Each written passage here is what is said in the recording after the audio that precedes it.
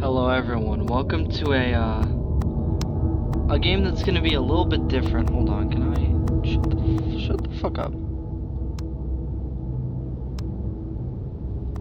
Motion blur off. So welcome to a game that's gonna be a little bit different. It's based as a faithful adaptation of H.P. Lovecraft's work. Focused on story and atmosphere, you will not find difficult choices, action sequences, or inventory management here, and movement is limited to progressing through locations along with the plot. I am writing this under an appreciable mental strain, since by tonight I shall be no more. During this game, you will encounter interactable elements. Some of them will allow you to continue your journeys, others reveal interesting facts about the original short story, its historical background, and the author. Some of the trivia is hidden. In order to find these secrets, focus your eyes and look for the elder sign. You can also access all found facts later. It will be available on the main menu.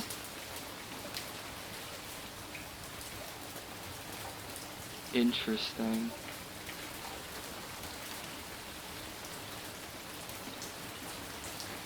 Oh my god, I hate... Oh, hi.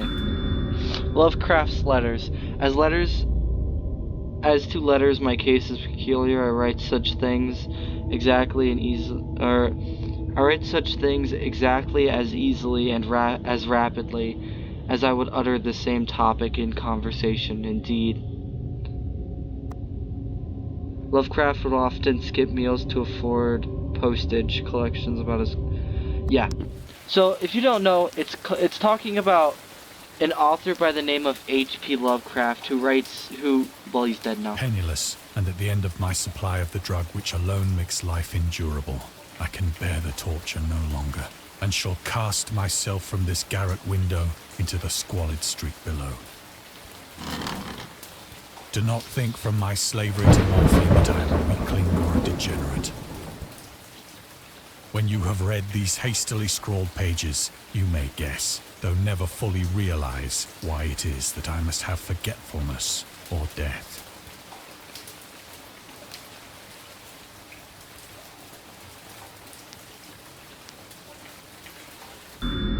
Morphine. Morphine entered into use in the 19th century.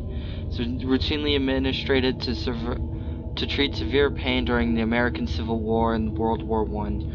It was also sold without restrictions. Became more popular. Yeah. Morphine was an issue. Can I find anything else though? No, I think that's all. But he wrote Cosmic Horror, which this should be Cosmic Horror. Eventually, you'll see. If you don't know what Cosmic Horror is, it was in one of the most open and least frequented parts of the broad Pacific that the packet of which I was supercargo fell a victim to the German sea raider.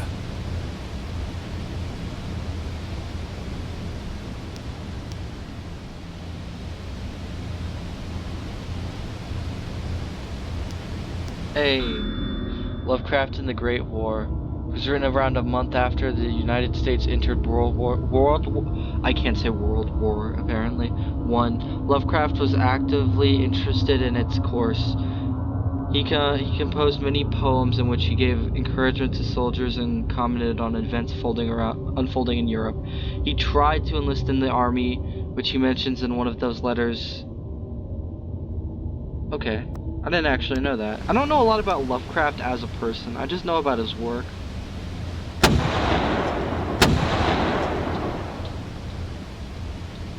The Great War was then at its very beginning, and the ocean forces of the Hun had not completely sunk to their later degradation.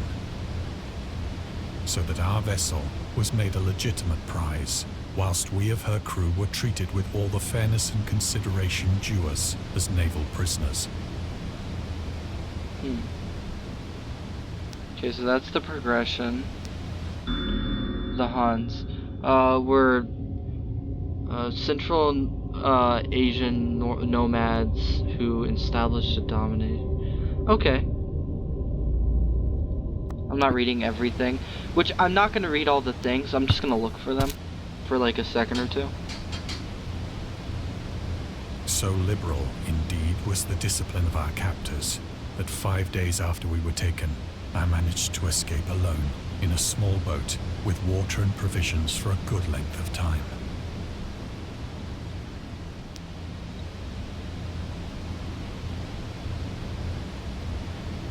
I don't think there's going to be anything here for me. Yeah, I'm just going to keep going. The sound effects are amazing. When I finally found myself adrift and free, I had but little idea of my surroundings. Never a competent navigator, I could only guess vaguely by the sun and stars that I was somewhat south of the equator. Of the longitude, I knew nothing, and no island or coastline was in sight.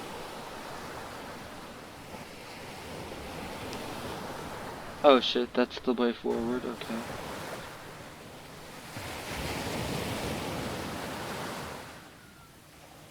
I don't think there's anything out here either. Just gonna click forward. The weather kept fair, and for uncounted days I drifted aimlessly beneath the scorching sun, waiting either for some passing ship or to be cast on the shores of some habitable land. Oh, the scorching sun. They never mention that in like stories like this, that the sun is would really fucking suck during that.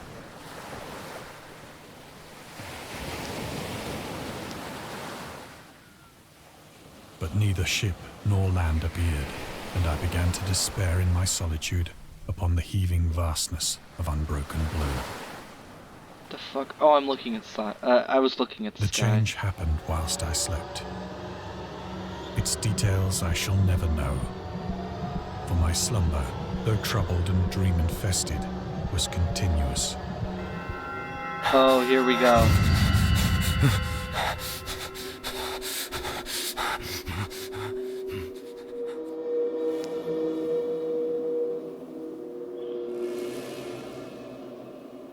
When at last I awoke, it was to discover myself half sucked into a slimy expanse of hellish black mire, which extended about me in monotonous undulations as far as I could see, and in which my boat lay grounded some distance away.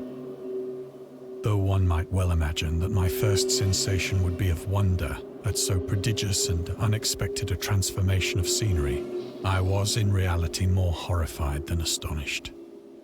For there was in the air, and in the rotting soil, a sinister quality which chilled me to the very core. The region was putrid with the carcasses of decaying fish, and of other, less describable things which I saw protruding from the nasty mud of the unending plain. Oh my god, I hate that. Perhaps I should not hope to convey in mere words the unutterable hideousness that can dwell in absolute silence and barren immensity. There was nothing within hearing, and nothing in sight, save a vast reach of black slime. Yet the very completeness of the stillness and the homogeneity of the landscape oppressed me with a nauseating fear.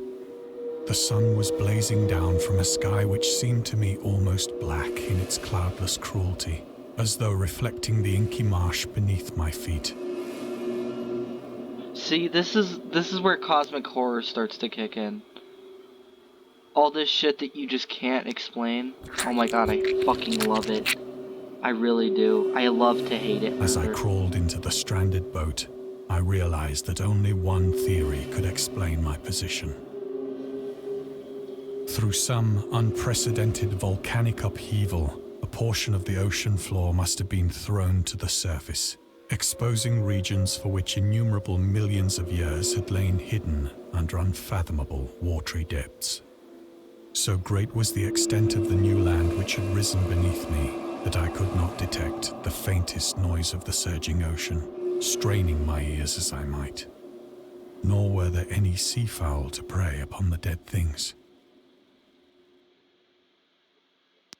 Okay, that's forward. Yeah, we just go forward, I think. Yeah. For several hours I sat thinking or brooding in the boat, which lay upon its side and afforded a slight shade as the sun moved across the heavens. As the day progressed, the ground lost some of its stickiness and seemed likely to dry sufficiently for traveling purposes in a short time.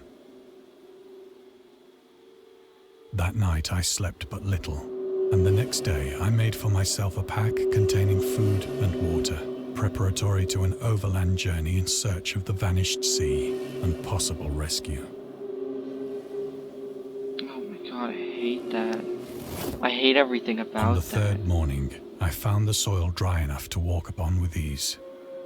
The odor of the fish was maddening, but I was too much concerned with graver things to mind so slight an evil, and set out boldly for an unknown goal. Okay, so we're walking forward, I guess. Oh, the sound of it. Holy shit. All day I forged steadily westward, guided by a faraway hummock which rose higher than any other elevation on the rolling desert.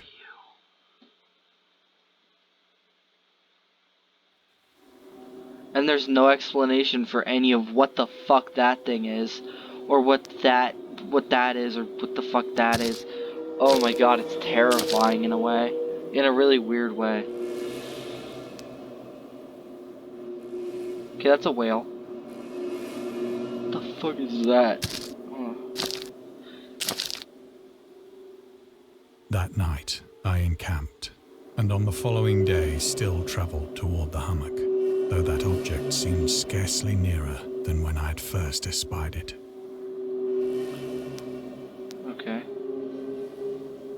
There's nothing around me, right? No. Oh. The horrors of the ocean. The creator of the Cthulhu mythos and the fictional underwater city of... I can't pronounce that. Was convinced that life could not exist at the bottom of the ocean because the water pressure would make it uninhabitable.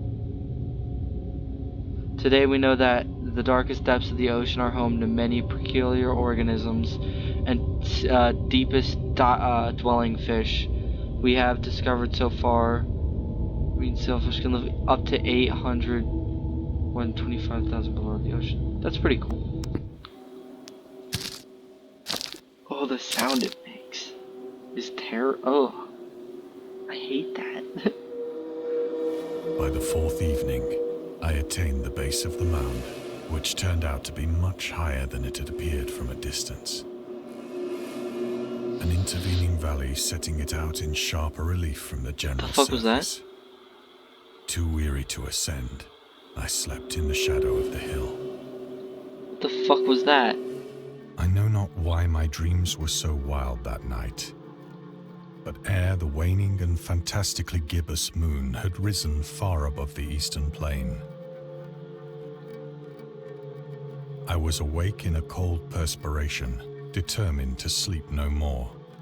Such visions as I had experienced were too much for me to endure again, and in the glow of the moon I saw how unwise I had been to travel by day.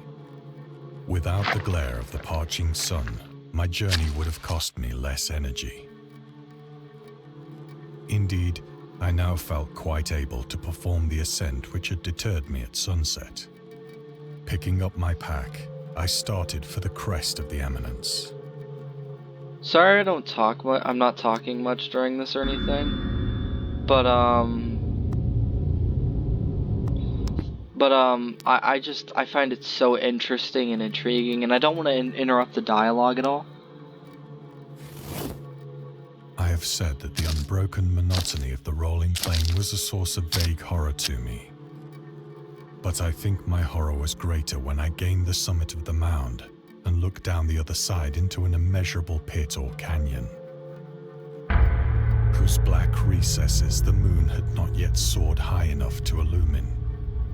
I felt myself on the edge of the world, peering over the rim into a fathomless chaos of eternal night. Through my terror ran curious reminiscences of Paradise Lost, and of Satan's hideous climb through the unfashioned realms of darkness.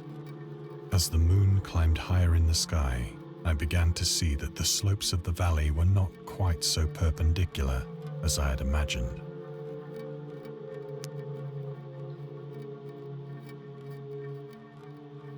Okay, we go forward. Ledges and outcroppings of rock afforded fairly easy footholds for a descent. Whilst after a drop of only a few hundred feet, the declivity became very gradual.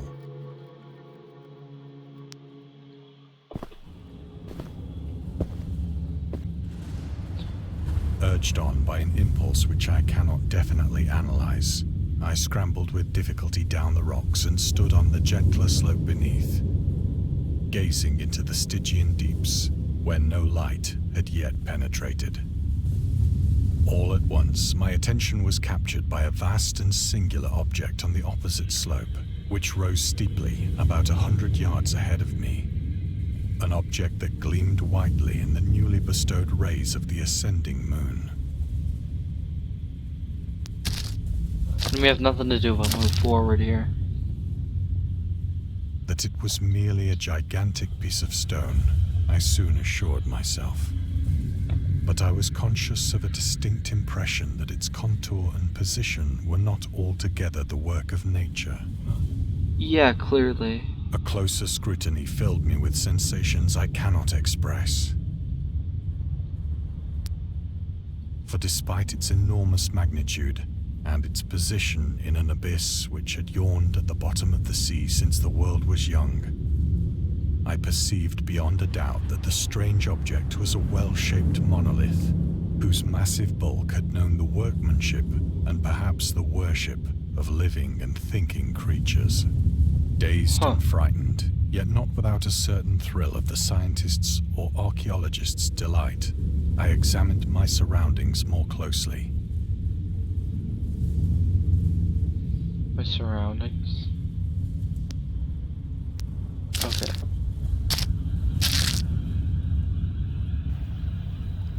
The moon, now near the zenith, shone weirdly and vividly above the towering steeps that hemmed in the chasm, and revealed the fact that a far-flung body of water flowed at the bottom, winding out of sight in both directions and almost lapping my feet as I stood on the slope. Across the chasm, the wavelets washed the base of the cyclopean monolith, on whose surface I could now trace both inscriptions and crude sculptures. Huh.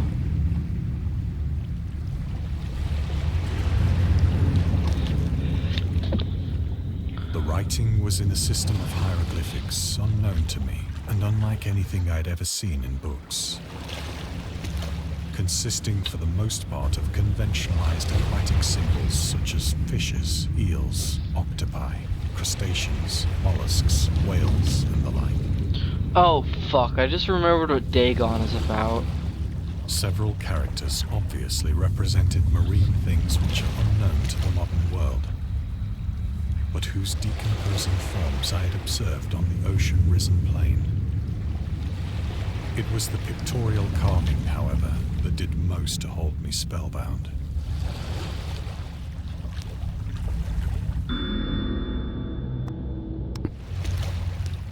Plainly visible across the intervening water on account of their enormous size were an array of bas-reliefs whose subjects would have excited the envy of a doré.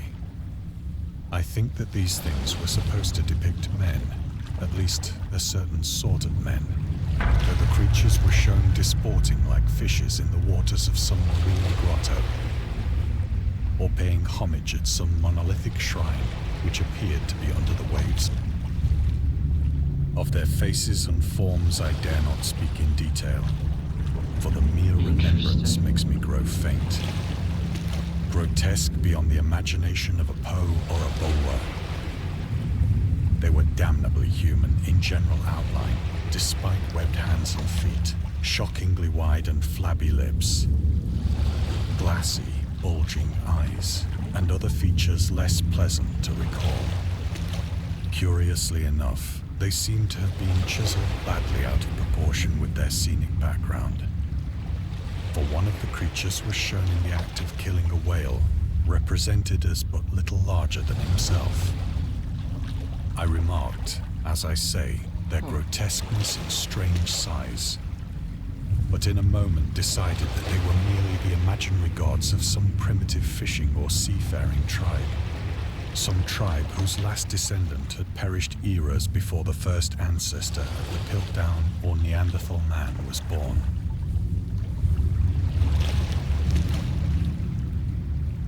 Awestruck at this unexpected glimpse into a past beyond the conception of the most daring anthropologist, I stood musing whilst the moon cast queer reflections on the silent channel before me. Yeah, that's like the actual way of using that word, by the way. Then, suddenly, It's actual I saw definition. it. With only a slight churning to mark its rise to the surface, the thing slid into view above the dark waters. Loathsome, it darted like a stupendous monster of nightmares, about which it flung its gigantic splendid arms, while it bowed its hideous head and gave vent to certain measured sounds. Oh my god. That's fucking terrifying. I think I went mad then. Of my frantic ascent of the sloping cliff, and of my delirious journey back to the stranded boat, I remember little.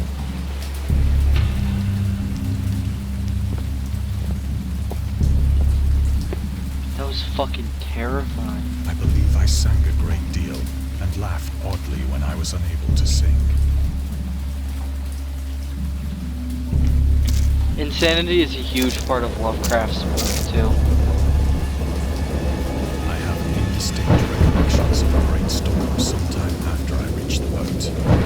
At any rate, I know that I heard pearls of thunder and other terms which nature utters only in her wildest moods.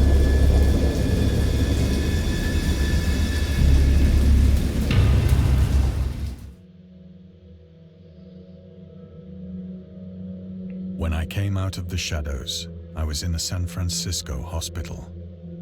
Huh.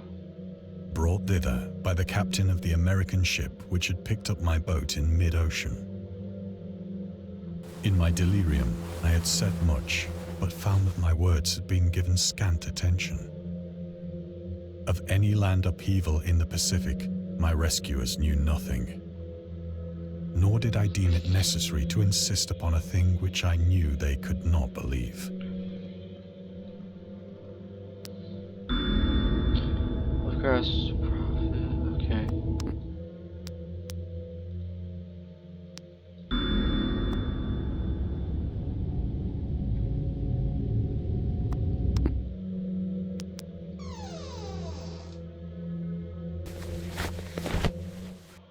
Once I sought out a celebrated ethnologist and amused him with peculiar questions regarding the ancient Philistine legend of Dagon, the fish god.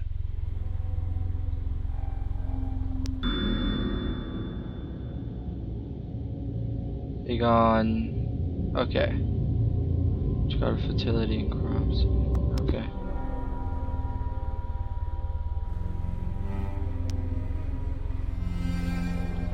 Is that everything in this room, though? It would appear so. Let us go, I guess. That was... I'm like, this is so good for a free game. But It really soon is. perceiving that he was hopelessly conventional, I did not press my inquiries.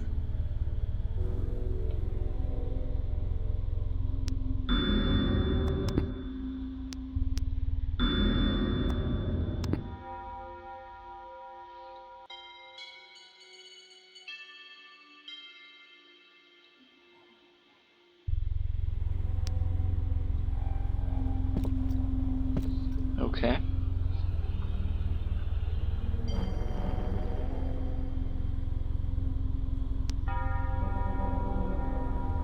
Is there anything here for me to do anything with? It would appear not. Let's go then, I guess. Interesting.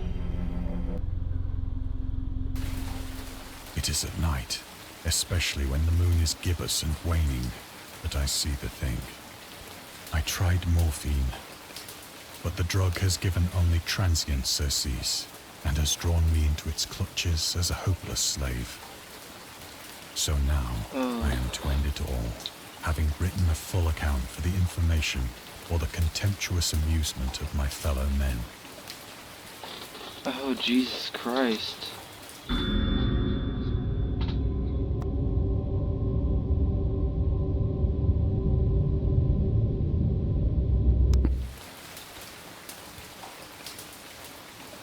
Nothing to do but move forward, I guess. Often, I ask myself if it could not all have been a pure phantasm. A mere freak of fever as I lay sun-stricken and raving in the open boat after my escape from the German man-of-war. This I ask myself, but ever does there come before me a hideously vivid vision in reply. I cannot think of the deep sea without shuddering at the nameless things that may at this very moment be crawling and floundering on its slimy bed, worshipping their ancient stone idols and carving their own detestable likenesses on submarine obelisks of water-soaked granite.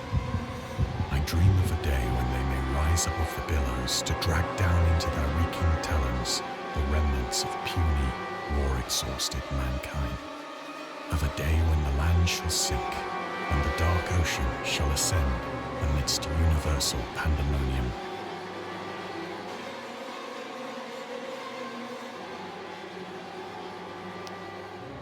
Nothing to do but move forward, I suppose. The end is near. I hear a noise at the door, as of some immense slippery body lumbering against it.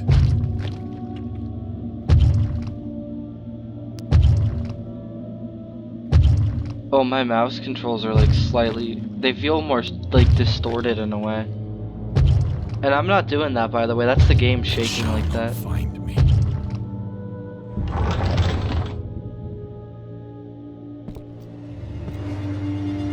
God, that hand.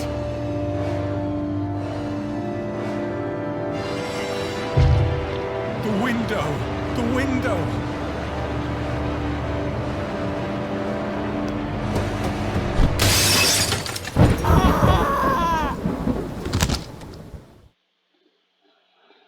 Is that it? Oh my god, it was.